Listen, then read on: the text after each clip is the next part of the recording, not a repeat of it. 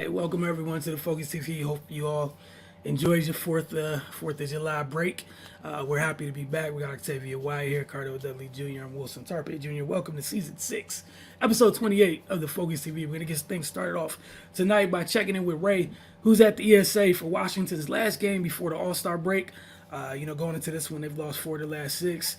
Trying to get opportunity to head into the All-Star break with a positive note. They're hosting the Seattle Storm. So we'll check in with Ray and see how that's going. In just a bit, we're also going to get to some summer leagues, some DC United, and obviously we'll see what Cardell has for us at rapid fire tonight. So without further ado, let's get to Ray. Definitely got more interesting than it needed to be, but fortunately the Mystics were able to close it out. Um, Man, the hits just keep on coming. Another injury tonight to Ariel Atkins. She went down, looked like it appeared to be a left ankle injury. Don't know how serious it is yet. Hopefully it's nothing too bad that she's able to miss minimal time, if any. But yeah, man, Mystics they fought out a tough one. They went up by as much as 25, but then Drew Lloyd just me and Wilson was talking before we got on. She just went big game hunting and tried to single-handedly bring the Storm back into it. But the mix was just too much. A whole lot of Brittany Sykes tonight. Man, she on this stretch, she's just been playing amazing. Tiana Hawkins continues her stellar play. Overall the Mystics they just overwhelmed them, man. Besides that stretch at the end where the Storm just kind of pulled back into it, Mystics were causing a lot of turnovers, getting out in the open court, finishing, getting easy fast break baskets in the half court. They were executing, creating great looks of penetrating and driving kick, and they were knocking down shots. We talked about that a lot early in the season where the offense just wasn't there and they weren't able to hit from the outside. Now we're on the other side of that, and we see what happens when when they're able to connect on those opportunities. So it's glad that part of it's coming together, but it just seems like they can't get right, man. The offense starts clicking, and now their biggest offensive weapons go down with injuries. So it's just a lot to fight through. But this team is no stranger to adversity. I'm sure they'll be able to weather the storm and still thrive until they get whole again. But overall, a win is a win. It's always good to put one in the W column, and especially to go into the break on a positive note where they can just kind of regroup and figure things out. When we see them next week back here at home, they'll be refreshed and ready to go. All right, moving on from the WNBA to the NBA Summer League, which means, we're in the Summer League, we're getting that much closer to, training camp or whatnot in a couple months for the NBA. And obviously, Octavia will be back very soon with training camp and another sport that everyone's looking forward to. People need to relax. They're going a little too crazy already. But as far as Summer League goes, if you guys been on social media, it's been nuts so far. But Octavia, we'll start with you. Just any players that stood out to you. And then we'll get to Cardell. Yeah, so it's been so much summer league going on. It's been hard to keep up with everything, and as you said, social media is trying its best to do so. Of course, outside of the quote unquote big names, if you want to say the Victor Wembanyama's, I just hated the whole hoopla because he had a bad first game. I just thought that was ridiculous. But again, I'm not surprised. This is just how people are nowadays in this culture. You have one bad game and he's automatically a bust, which is ridiculous. So I'm glad he was able to come back. And I like the fact that he's been able to be open and honest about, he's had a lot going on ever since he got drafted, and he barely had enough time to probably really get acclimated to playing here. So I think he played well in his second game. I think what I like more is how he was able to bounce back from whatever you want to call his first game. One that I actually not surprised, but I actually like to see somebody playing, going into their second year, and Jabari Smith. He's been playing really, really good. He had a pretty decent season last year. He had a decent summer league last year. The buzzer beater at the end of the game to win. I think they're playing against I don't even remember who they're playing against now that I think about it. But he's been shaping up, and you can tell he's put in a lot of work over last year and in this off season. So I'm interested to see how that all works out, since we know Houston is doing some things, and I guess we'll see how everything gets put together for them in the season. coming up. I actually like I can't remember his first name, but last name Quinones. Actually liked him a good deal as well. He's been playing pretty well. He's pretty decent, and especially going into that Warriors organization and how well they are in developing talent. I'm look forward to seeing how he continues to develop. And probably my last one, even though he only played in one game because he got hurt, which a lot of them have been getting a little bit recently. Stu Henderson. I mean, the hype behind him was real. Just in a little bit of time that I was able to see him play, you can see he's going to be, a great player. He's definitely going to be an asset to Portland. We'll see what happens and who else he'll be playing with in Portland. But nonetheless, I think in the one game he was able to play, you could see the flashes. Unfortunately, he got hurt and we weren't able to see it anymore.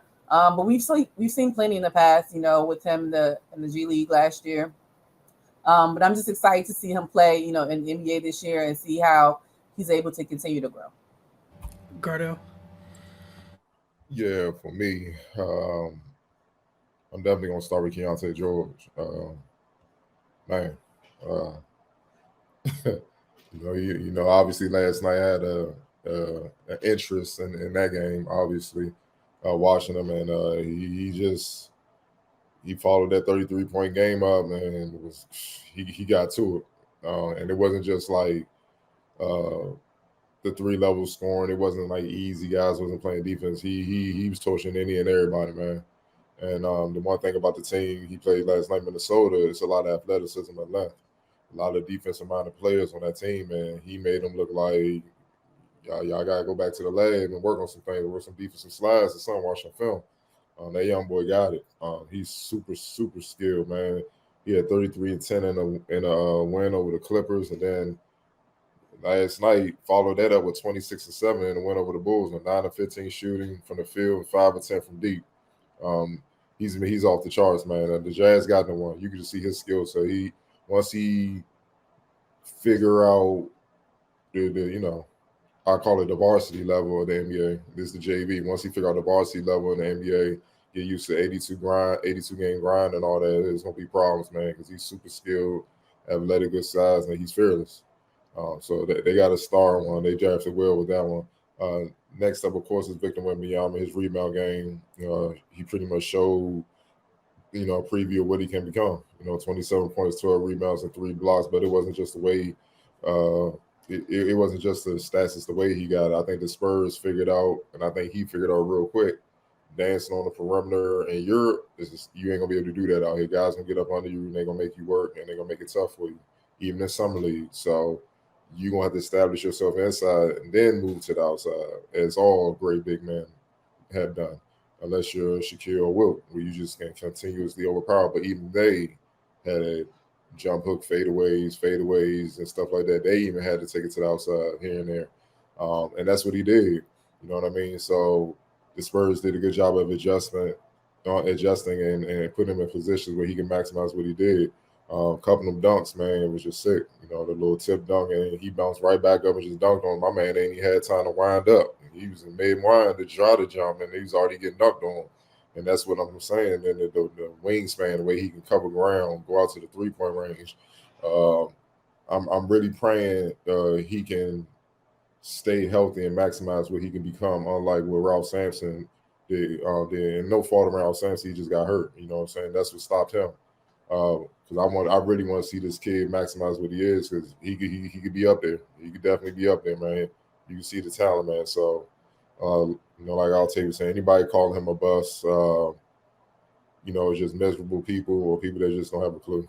They shouldn't even be giving any energy, because he's going to guess what? He's going to have other bad games this upcoming season. That ain't the end. So if you some trash, if this day and age you trash off of one bad game, then every ball player is. So, we need to just cut that out immediately. Next up, Minnesota rookie from the G League, 6'10" rookie Leonard Miller, 20 points, 5 rebounds, 3 steals, and 7-15 shooting from the field, 2 of 4 from deep.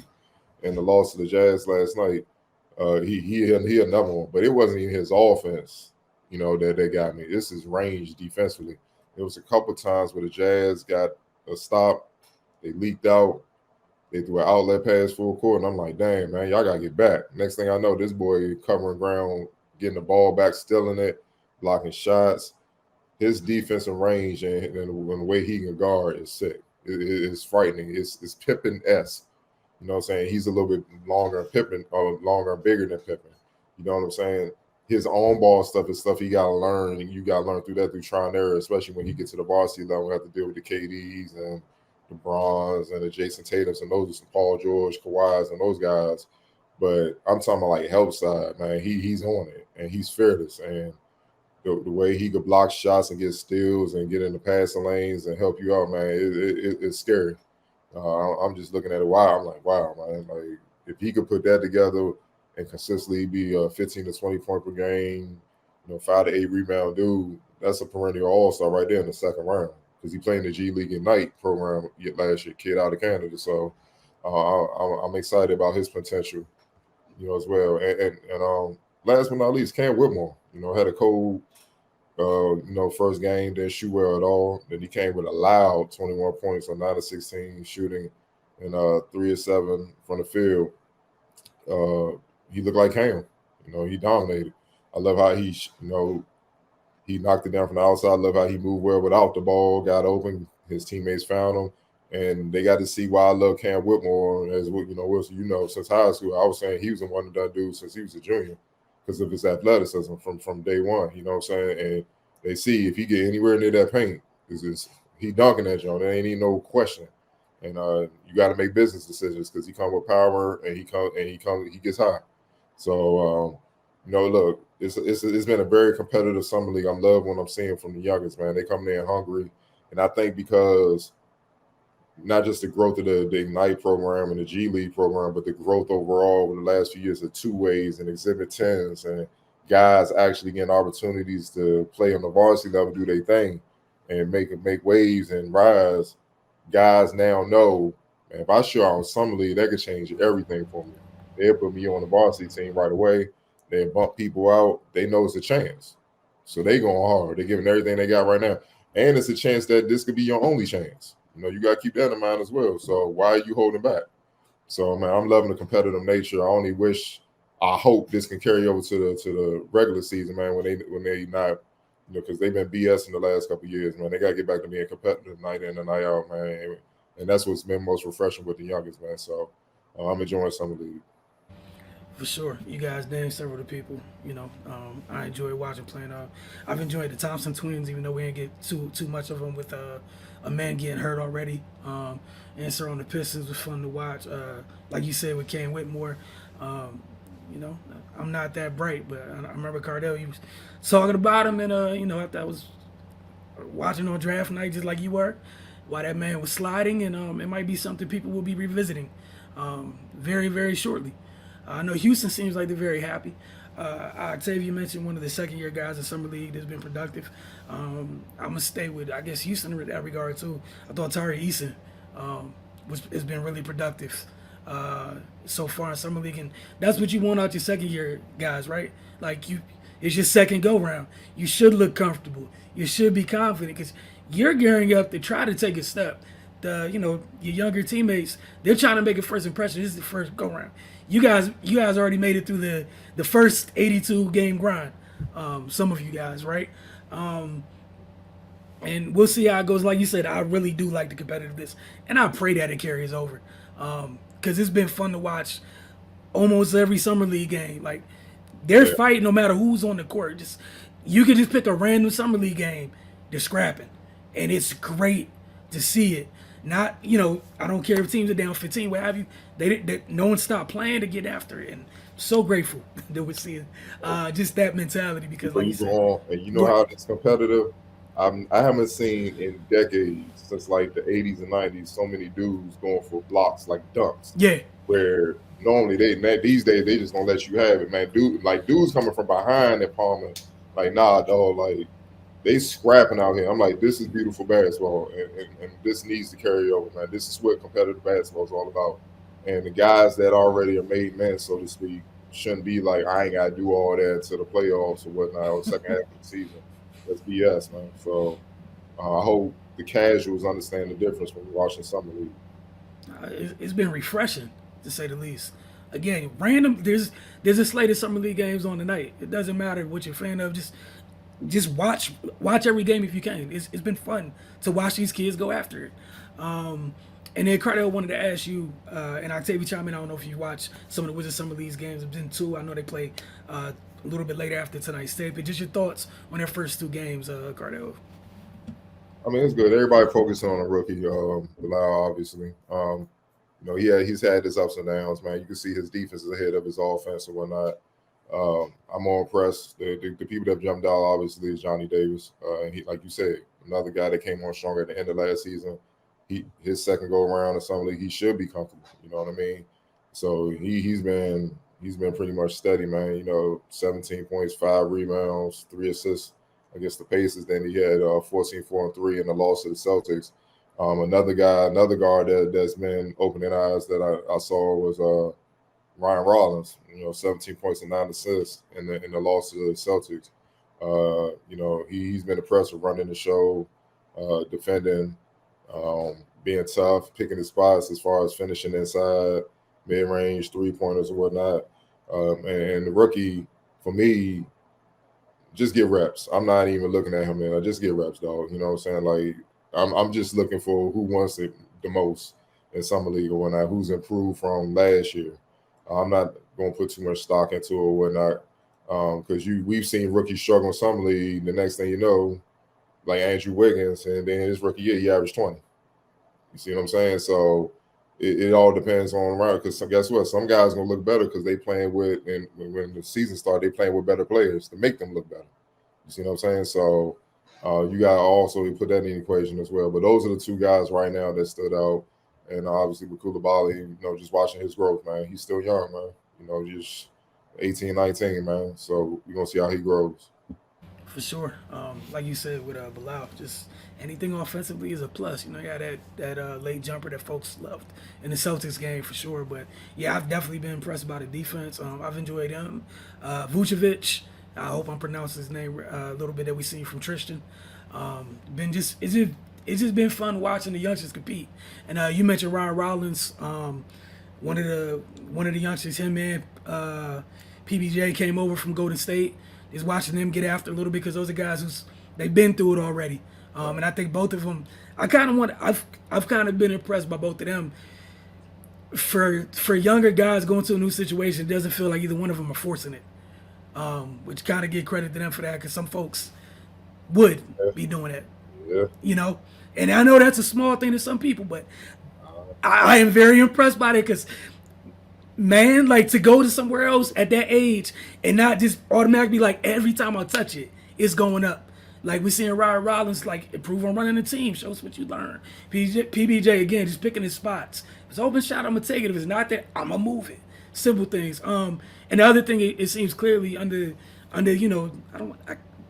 under this new front office regime, or what have you, going forward, I know the offense leaves a lot to be desired from summer league. It is what it is.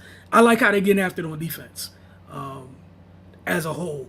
And again, you mentioned the overall competitiveness of summer league by all parties. So definitely been enjoying that. They're trying to live, bro. They're trying to make the team. And I think that's the beauty of the G League. It allows guys to kind of be more calm to just hoop. Whereas back in the day, I mean, you do it or you overseas, baby. It's just it's what it is. So now guys are more like, all right, even if I may not crack it, I still got an opportunity, but you trying to crack it. And you know what I'm saying? And obviously they know coming out there trying to get 30 on 30 shots ain't going to do it. The coach is going to be mad. Like I saw the Jared Dudley interview, and he's mad at, what's my man name? Jaden Hardy. Yep. Yeah, he was mad at him first. He's like, I don't know what he was doing, man. He was tripping. He was tripping. You feel what I'm saying? But Sham God talked to him at halftime, then I followed up, and then he rebounded in the second half. And just say, look, he wasn't focused. He wasn't on the game and stuff. See, and he's supposed to be the guy in summer league. Everybody want that seat. Complaining to their folks, why can't I get more shots and all that? Then when you get it, you don't even know how to handle it. And that's the thing. It's a process. You gotta learn how to handle it, man. Then it's the NBA, dog. The brights there, the entire league is there watching. So you're not just making an impression on your team, you're making an impression on the whole league. And legends sitting there just watching Kareem, Jerry West from the beginning to now to the new guys and stuff. And you gotta get it done, man. it's easy to fall into that trap. I mean, we've seen it, people fall in that trap in some league in the area, just playing, you know what I'm saying? So imagine the show. And opportunity on the line, life-changing amounts of money is on the line. I mean, it takes a lot of discipline, but that discipline is what they're looking for. That mental toughness is what they're looking for. And that's what separates the guys that stick from the guys that, you know, back and forth, up and down, G League, or completely over there in Europe. For sure. With that, we're going to take our first break when we get back and to talk a little DC United. I know we've been gone, but they've been busy. Recently, they just hosted Inter Miami, and this is pretty much the last time Inter Miami is going to be without a certain somebody who landed here and has turned Twitter upside down because Lionel Messi is officially a member of Inter Miami. So for those folks in DC, you missed an opportunity. They've been here a couple times already. No Messi for you. However, the prices. I'm talking about these tickets went from like $19, $20 down to Miami to $10,000. Yeah. Jesus doesn't playing. He's bugging. Hey man, look, for some people, that is what they think they're going to go see. So we're going to see what it looks like. We're going to take a break when we get back. Let's talk some DC United watching the Focus TV.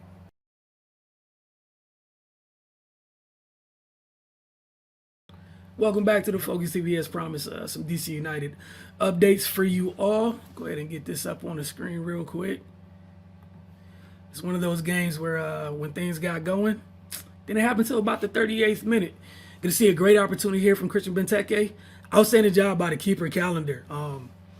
As a top-notch goal scorer and in that space to stonewall him right there for your team. Big job by him. Then they got a really good chance in the 42nd minute. It looks like Andy Nahar puts DC United ahead. But replay is going to pop up right here and say that he was off by like a half of a cleat. You guys going to see. So the air goes out the building because they took the goal off the board. That half a step is why he's offsides right there. Got to love it.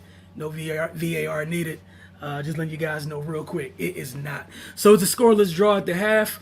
But then, you know, it's a big game here. Fireworks in the second half.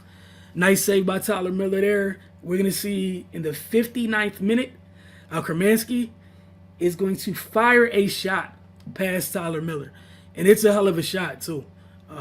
Again, coming up in just a little bit, that's Joseph Martinez, formerly of Atlanta United, where he was a goal-scoring machine. Here's the goal, the first goal of the game by Inter Miami. And again, you can see Kermansky hanging out the top of the box. Nobody closes out, and he puts this in the back of the net, real tidy like. Inter Miami on the road takes a 1-0 lead. DC United didn't waste any time trying to respond though.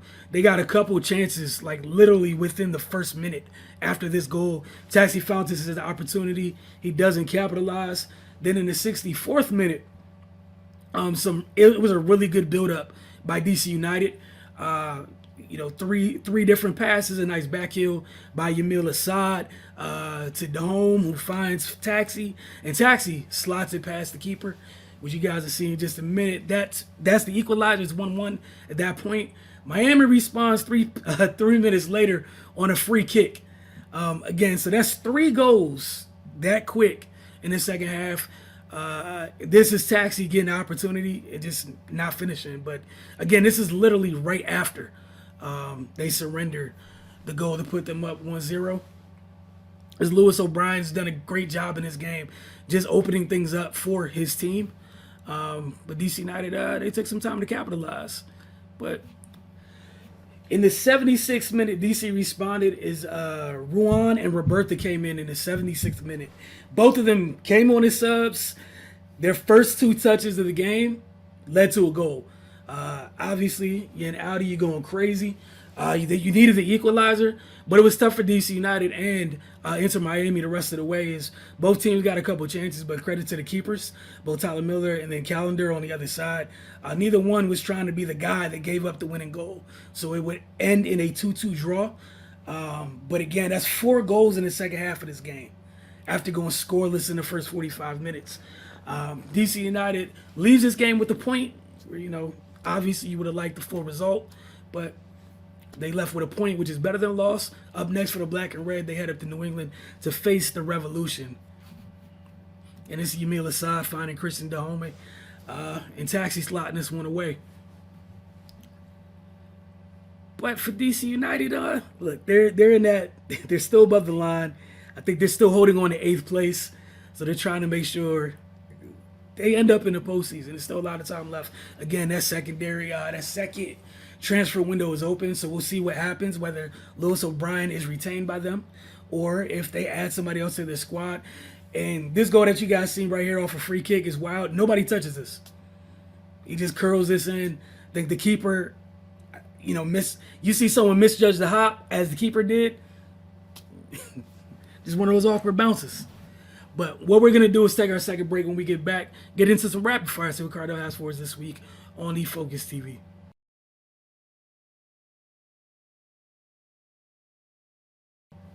Welcome back to the Focus TV. Cardell, what you got for us this week, man? Got a few questions, got a few statements. Let's start with one on the NBA side. Mr. Will Barton, former Wizard, Nuggets player, Raptors. He's been around the league a little bit, man. Caused a brief uproar recently.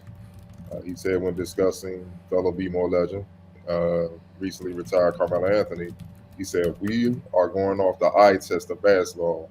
I can't name 15 players in the history of the game that was better than Carmelo Anthony."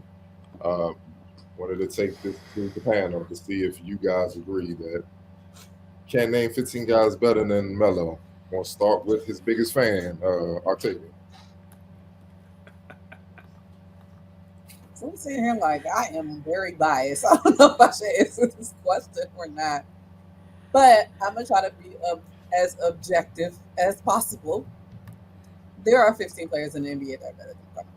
So that's not to take anything away from him. I think he might be top 10 in scoring. I don't remember at this point, but he had a great career. He's a great player. There are not many people that are better than him, but there's 15 players that are better than him. I can't do that. I love him to death, but I'm not blind either. Wilson.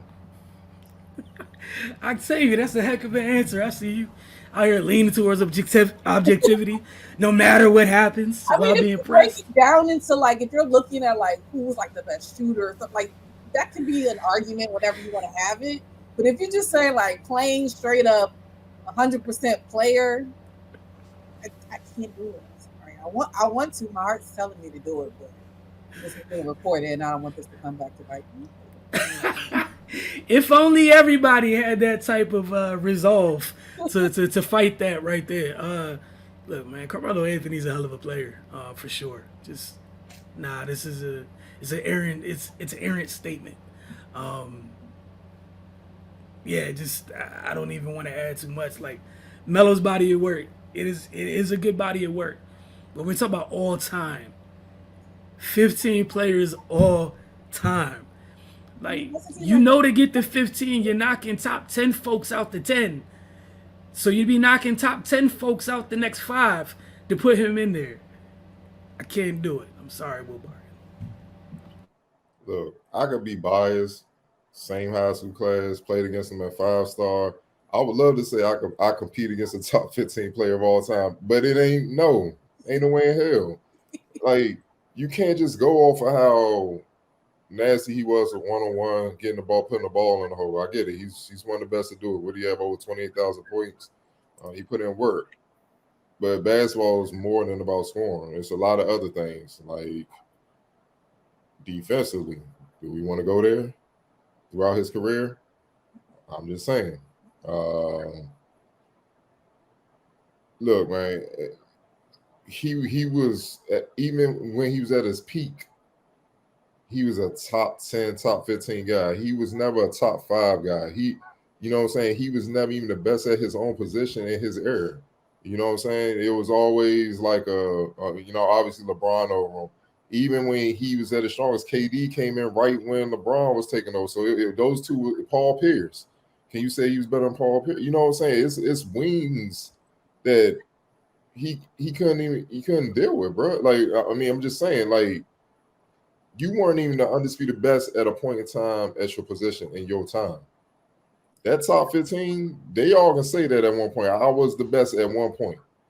You feel what I'm saying? Like, I'm gonna throw some names out there. Obviously, Jordan, Kobe, Shaq, Duncan, LeBron, Olajuwon, Moses Malone, Kareem, Magic, Bird, David Robinson, Oscar Robinson, Steph Curry, KD, Joker now, Embiid, Giannis, Dirk, Karl Malone, Charles Barkley, Allen Iverson. You ain't even Dwayne Wade. Like, bro, you ain't even got an MVP on your resume, son. So how you talk about? And that's just it's levels, man. Like, you know what I'm saying? Like, dog, it's just nah, man. And we'll be in Baltimore. I get it, but we got to get back to being objective because some people just really reaching with their hearts and what gave them excitement and stuff like that, man. And Wilson, we talk all wax. After Jordan, Kevin Garnett is my guy. You know what I'm saying? Even got in a fight in high school, I'm ashamed of over there because he kept losing in the first round. People kept messing with me. And I got suspended for a few days, man. It was stupid, man. I was immature, but that's how much I was rocking with KG, man. But I can't say he better than Tim Duncan, man. Like, it used to hurt my soul. I knew the Spurs were better, but Tim used to bust his ass. I'm like, come on, KG, fight back. But I just had to, like, this more dude, just the truth, man. Like, tell me the truth, man. I couldn't. I had to accept that. And even Garnett know that. He knows, like, he'll say it.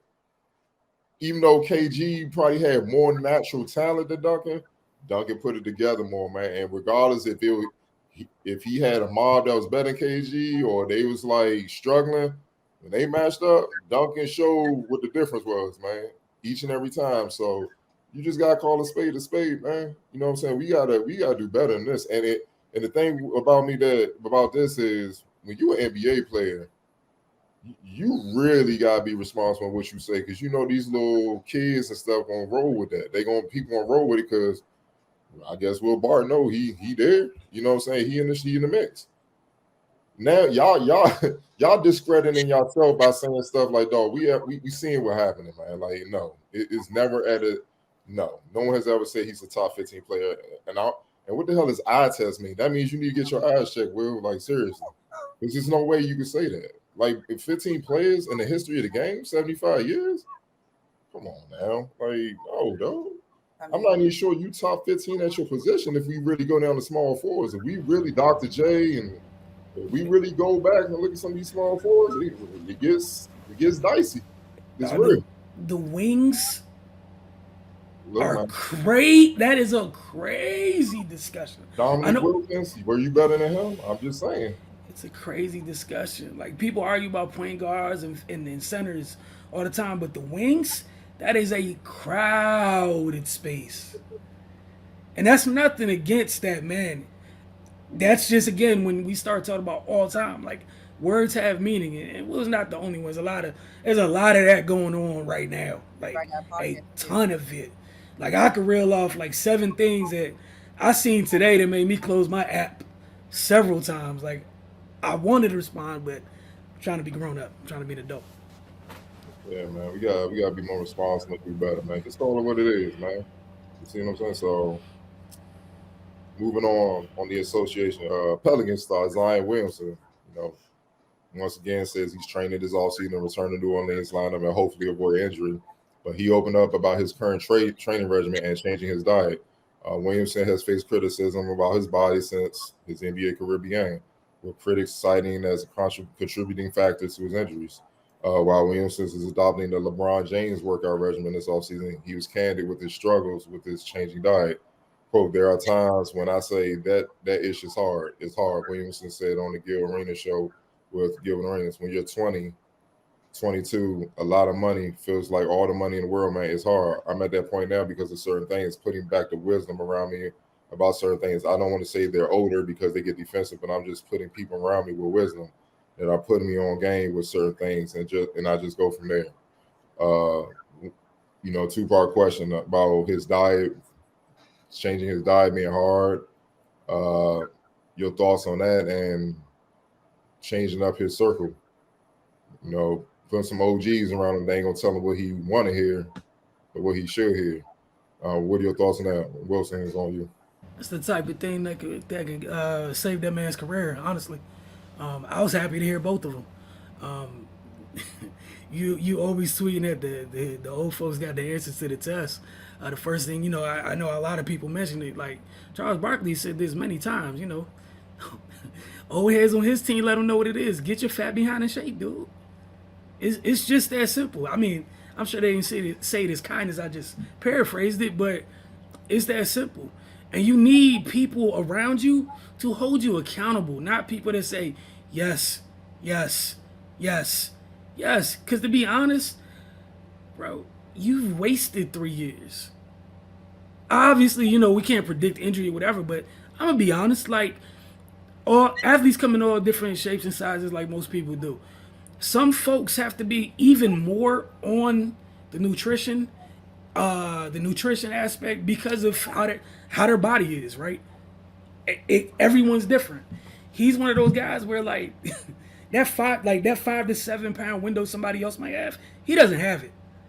He just doesn't have it. Just being honest, like some folks are like that. He doesn't have it. A good example, Debo Samuel on the Niners. He's one of them people. He can't be outside that little 2 to 4 pound thing. It's a difference between an all pro and somebody with hamstring issues the whole time. And we know how explosive Zion is.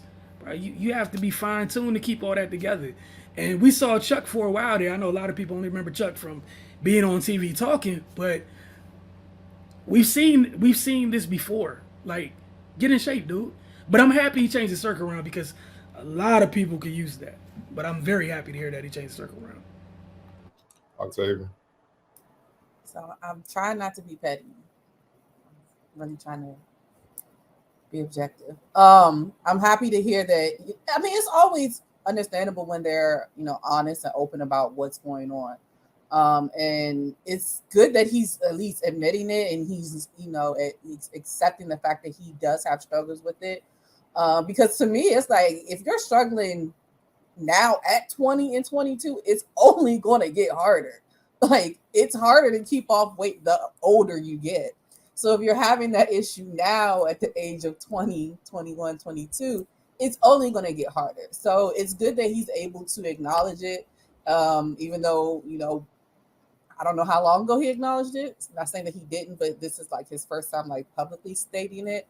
So it's good that he acknowledged it and he has the money and the resources to do it. That's the part that can be frustrating for fans, that can be frustrating for their front office, his teammates. You have all the resources. It's people out here that will kill for the resources that you have to have an at-home chef. You can have a traveling chef. You can have anybody make you anything in the world pretty much at a snap of a finger with the type of money that he's making. So I can see how fans and other people can be frustrated. But then you also got to see the human side of it that, yes, he is still, very young, although I don't like to use that as an excuse, but we know that sometimes just happens to be the situation. As far as switching up his circle, I hope he switched it up all the way around. I'm not even just talking about basketball. He needs to switch it all the way around and get it together because he done had a lot going on outside of basketball these last couple of weeks as well. So I tried to be an adult, but I can't. I'm gonna need him to switch that way up because the Zion news that's been on my timeline has not all been basketball related, and I need that to be. That's also something that he's gonna have to keep in check because.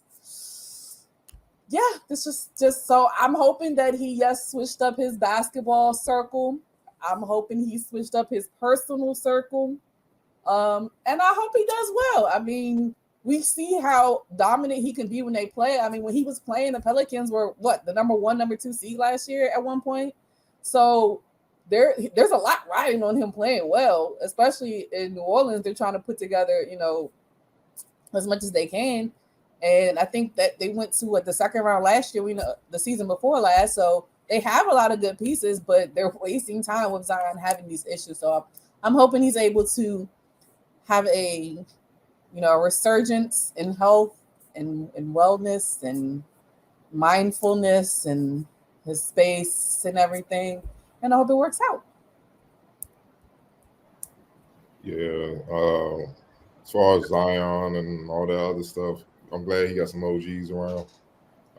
He should have been had that around from the jump. And yeah, it's really no excuse because it burns me up when you got so many people that were in your position before you that you can look at before you even meet them. You can look at and learn. Like I give LeBron this, man. He came to league dumb ready, but he was already around Jordan and Tim Grover and all these pros, so he understood how to take care of his body, how to make sure his body was in NBA shape, keeping his circle close knit. Yeah, he even understood it to the point where, because he was tight with Antoine Walker and stuff, them brothers were just giving loads of money to their boys until they were broke. LeBron, like, I help you get on and do your own thing, so you can do what Rich Paul is doing. He's his own entity attached to LeBron. So LeBron ain't had to come out his pocket for nothing. Like, I'm gonna give you lemons, learn how to make your own lemonade. That's the best thing I could do for you. You see what I'm saying? And he got all that game from being around the OGs when he young. Like, clips, man, we heard about it. Like, people want to act like it was just natural. He was that build. No, he was putting in work from a young age. So when he came to league, yeah, he's 240. Zion, that was almost 20 years ago when he did that. You can learn from that. You know what I'm saying? Like, and like Charles Barkley was telling them from jump because Charles Barkley was struggling with it. Charles Barkley said, "I could eat a pack of Twizzlers a pack of Twix and I gained 5 pounds right then and there." You see what I'm saying? Like, he couldn't afford that. And then Moses Malone, like, man, you fat and lazy. That's why you ain't playing. You gotta get in shape. You gotta get in basketball shape. And he helped him get to 250. Then Sir Charles was born, and now he's a Hall of Famer. You see what I'm saying? So he knew. And he was crazy explosive. I mean, dog, the film I got on him in college, he 300 pounds doing that. And even like Dominique Wilkins, they played against each other, Sam Bowie in the SEC. They're just like, dog, how's this man getting all that weight up in the air, 300 pounds at 6'4", 6'5"? How's he doing that? But he was an animal. He's a freak of nature. You know what I'm saying? So a lot of what Zion has gone through, Zion got to look in the mirror, man. Like Octavia said, bro, get you a chef. Like, get you a great chef. Yeah, be healthy foods and stuff like that. But that's what the chef is paid for. He can make that joint taste like fried chicken, dog. And it could be some fried salmon, something very healthy for you. And it'd be tasty as hell. You have the money. Because one thing about LeBron, they're like, man, he put $2 million in his body every year. But then I made him a billionaire. That's a hell of an investment to me. And you don't wasted 3 years, you know. The Pelicans pretty much fed up. This it. If you don't show something this year, all right, let's go. Let's just start over. And unfortunately, people have already started to lose jobs because you ain't handled your business. You see what I'm saying? That's how it goes. And then the rest of the league gonna look at you like, why are we gonna invest all this money in you and stuff like that? You're not even disciplined enough to do it yourself. It's a kid in college I'm keeping a close eye on that has Zach Randolph potential, but he can't keep himself in shape. So if you're not disciplined enough and keeping yourself in shape is to me the easiest thing. You could literally go out in front of your wherever you live at and just run. You know, that's not even nothing hard to do.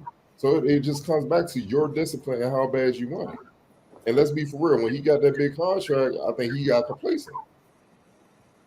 See what I'm saying? And people fed up. Like, you talking about you not ready to play and all that, but then you doing windmills and warm-ups. Dog, don't nobody want to see that. Your leg hurt. Why are you doing windmills and stuff, man? Going between your legs and warm-ups. It looks funny. And look, you can have all the OGs around you all you want, man. You still gotta listen and apply. See what I'm saying? And I hope he does. Because like Octavia said, the all-court stuff, that's embarrassing. Especially for a younger his age that he had to deal with. Dude, I mean, these dumb youngers these days, bro. Like, who taught y'all, bro? Y'all ain't look at He Got Game. Big Time Willie, he put all the info in that little part in the movie, man. Big Time Willie, when he was talking to G. Shuttlesworth in the convertible, dog, he gave all the game you needed. And these fools still just jumping head first in the dumb stuff, man. You know what I'm saying? It's ridiculous, man. So I hope he figures it out. He's a wonderful talent when he's on the floor, no doubt. But he better hurry up. The league moves on, man. We've seen it happen. The league don't wait. It's always, look, you was the man a couple years ago. Wembanyama wasn't even talked about. Now Wembanyama got that spotlight, and people are frustrated with you. And if Wembanyama don't do that, you got the young boy from what's his name, man?